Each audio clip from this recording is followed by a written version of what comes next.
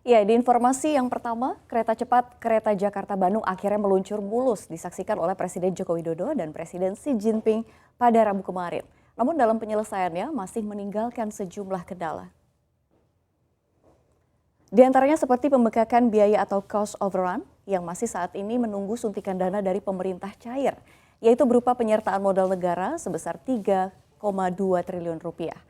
Mengutip paparan dari KAI, jika tidak terdapat kepastian terhadap pendanaan cost overrun, maka berpengaruh pada kondisi cash flow para kontraktor untuk dapat menyelesaikan proyek pada Juni 2023. Ini berarti proses pembangunan dapat kembali mengalami perlambatan atau terhenti. Saat ini progres pembangunan KCJB sudah mencapai 80,4% yang ditargetkan pada pertengahan 2023 masyarakat sudah bisa menempuh perjalanan Jakarta-Bandung hanya 36 menit dari 3 jam dengan kereta ini. Pembengkakan biaya berdasarkan review Badan Pengawas Keuangan atau BPKP yang menghitung hasil asersi 1 dan 2 mencapai 1,44 miliar dolar AS atau mencapai lebih dari 20 triliun rupiah.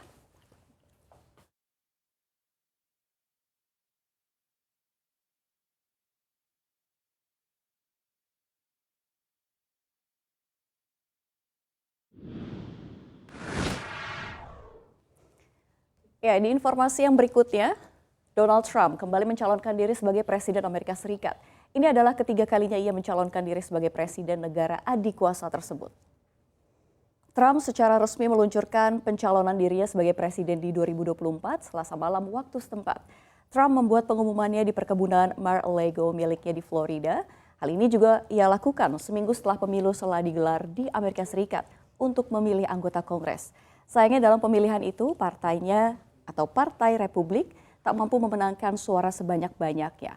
Di kesempatan itu Trump melakukan pidato selama 1 jam di depan ratusan pendukungnya di ballroom yang dihiasi dengan lampu gantung dan dilapisi dengan bendera Amerika.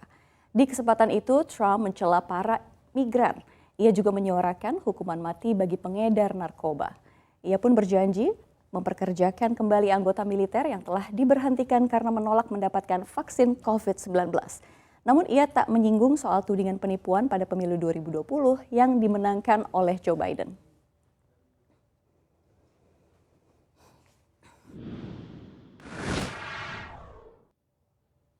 Di informasi selanjutnya, ya, presidensi G20 resmi berakhir. Apresiasi penuh pantas kami berikan kepada pemerintah Indonesia yang sukses membuat forum ekonomi ini menemukan titik terang yang diharapkan bisa memberikan langkah konkret bagi dunia. Namun terlepas dari itu semua, tentu drama para sang kepala negara juga pasti tak terhindarkan. Salah satunya Presiden China Xi Jinping yang marah ke Perdana Menteri Kanada Justin Trudeau akibat bocornya isi pertemuan mereka ke media. Mengutip Reuters dan RT, kekesalan Xi Jinping sebenarnya akibat hasil pertemuan 10 menit keduanya.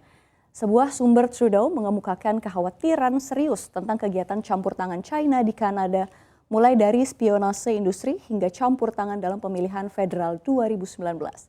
Sumber pemerintah mengatakan kepada AFP, mereka juga membahas situasi di Ukraina, Korea Utara, dan konferensi keanekaragaman hayati pada bulan Desember yang diselenggarakan bersama oleh Beijing dan Ottawa. Hal inilah yang membuat ketidaksenangan Xi Jinping. Saat bertemu lagi di sela-sela KTT G20 Rabu kemarin, keduanya pun berbincang hampir 1 menit. Percakapan dibuka dengan Xi yang memberitahu Trudeau bahwa semua yang kita diskusikan telah bocor ke surat kabar. Xi mengatakan itu tidak pantas dan bukan cara percakapan yang benar dilakukan.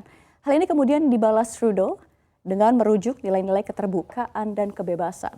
Menurut Trudeau, di Kanada kami percaya pada dialog yang bebas dan terbuka dan terus terang, dan itulah yang akan terus kami lakukan. Kemudian fakta ini menjadi viral di sosial media. Beberapa berkomentar muncul tentang bagaimana Xi mengkuliahi Trudeau.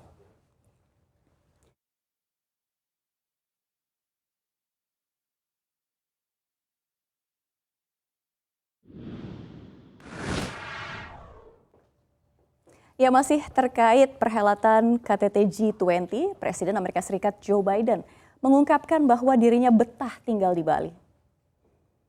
Hal tersebut diungkapkan Biden kepada Menteri Pariwisata dan Ekonomi Kreatif Sandiaga Uno yang melepas kepergiannya di Bandara I Gusti Ngurah Rai.